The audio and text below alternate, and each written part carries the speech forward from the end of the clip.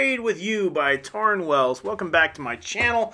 In case you missed, this is the place where we evaluate our modern worship songs, and we look at them to see if they hold up to the Bible. John 4:24, we are told we are to worship in spirit and in truth. So the songs we sing should match up to the Word of God. Today I'm going to be looking at Tauren Wells' Afraid with You. When he recorded this, it's featuring Tiffany Hudson. I'm going to play a little bit in the background. You might not have heard it. This is kind of brand new. And I'm just going to say this for starters. Number one, just because a song is not a good congregational hymn for your church, which, by the way, if you think that any song can be sung by all congregations everywhere, then you are sorely mistaken. There are some songs that are better for congregational corporate worship than private solos or specials or what's playing on the radio in your car. But there's a difference, and just because a song is not good for corporate worship does not mean that it's not a good song. And then there's lots of songs that are not bad, but not bad is different than worship. And so we kind of hold our Christian artists to a higher standard. When they're on our Christian radio, they're called worship songs. When we're calling something a worship song, and we're going to worship God, we're going to do that in spirit and in truth. So let's look at, just for a minute, the lyrics of this song. I can't stop your tears, but I'll lay beside you on the floor and let mine fall into yours. I can't be your peace, but I'll stay right by you in the storm. I'll fight beside you in the war. All right, so to deal with this, we have to talk about this idea of sympathy versus empathy. Empathy is trying to feel what someone else's feels. Sympathy, like let's say if someone was in a hole in the ground. If I'm an empathetic person, I will look at them and I will imagine to myself, what must it feel like to be in a hole in the ground? It's pretty cool. That doesn't feel good to me. I've imagined that, and so I'm going to try to help them out. An empathetic person helps you people out. They are trying to understand how you feel, and they want to help you. A sympathy problem is getting in the hole with you. A sympathetic person says, oh no, you're in the hole. Down the hole they go. This song is sort of leaning towards sympathy and not empathy. And in the counseling world, sympathy gets you in trouble because it just adds to the problem. It doesn't help. But okay, this is just my nerd brain going off here. Let's keep going. I might not have all the words, might not be able to fix the hurt. Oh, I can't pretend to know what you're going through. Yeah. Okay, this is a very feel-goody thing so far. Now, whatever. But when the weight of the pain's too heavy, when you're lost and you're scared to death, I want to feel it too. I'll be afraid with you. And there is the thrust of our song. Now, let me tell you something, folks. As Christians, we are to be empathetic people. As Christians, we are to mourn with those who mourn. We're to weep with those who weep. This is the Scripture's command.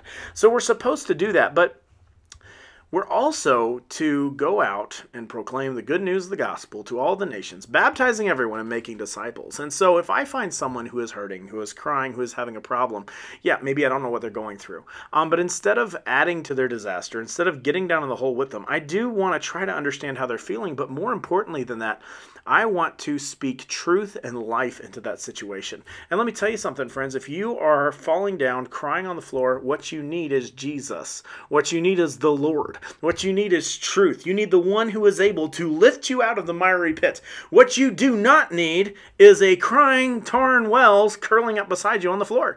That's not going to help your situation.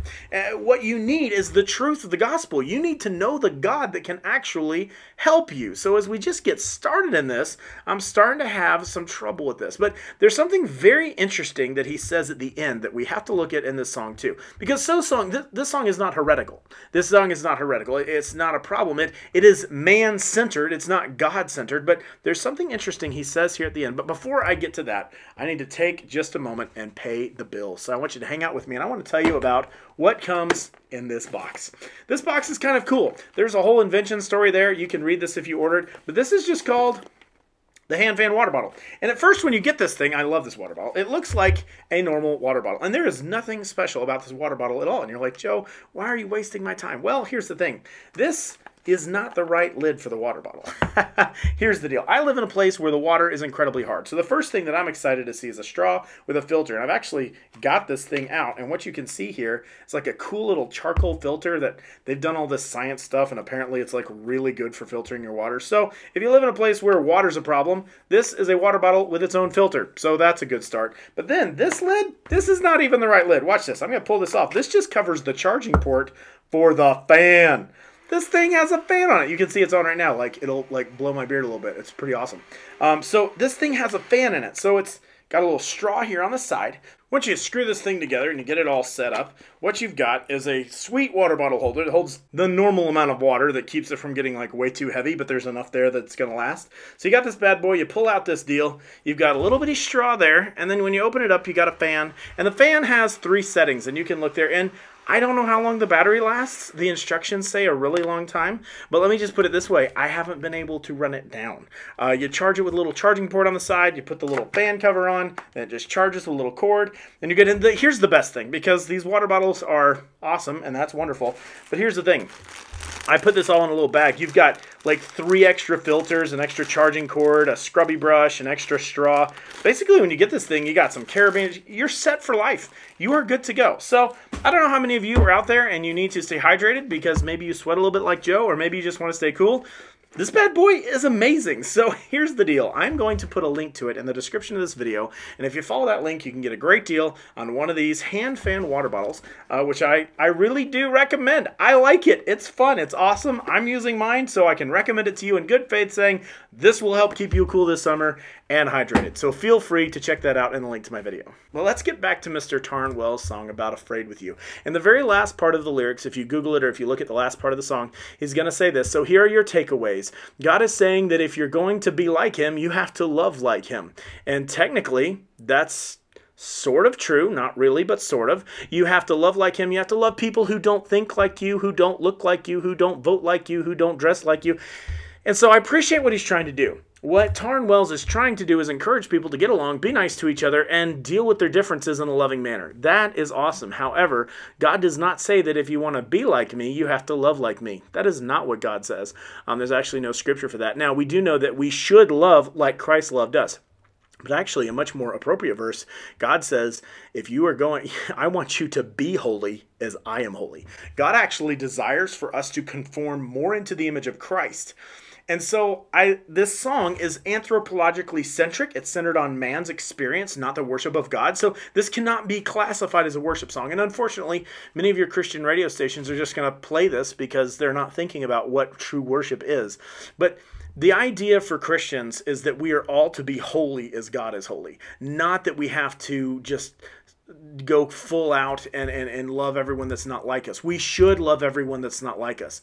But actually, it's just sending mixed signals because these are 2 different ideas.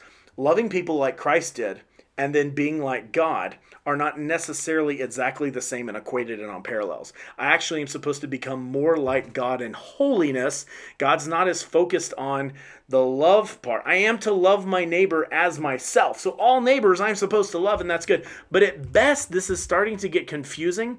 And when when God is saying be holy, and he's saying don't dress this up in religion, we're actually sending mixed signals to our people. So I wouldn't recommend this song. It's not bad. It's not straight up heretical. It's just a little confusing, and it doesn't ever talk about the gospel or Jesus Christ. So that's really sad. I wish he would put that news in there and tell people who are broken and hurting that there's hope in there. Jesus Christ has done a big work in my life, and he can do it in yours too. So maybe go share the gospel with your hurting friends, and maybe buy that water bottle I promoted to you.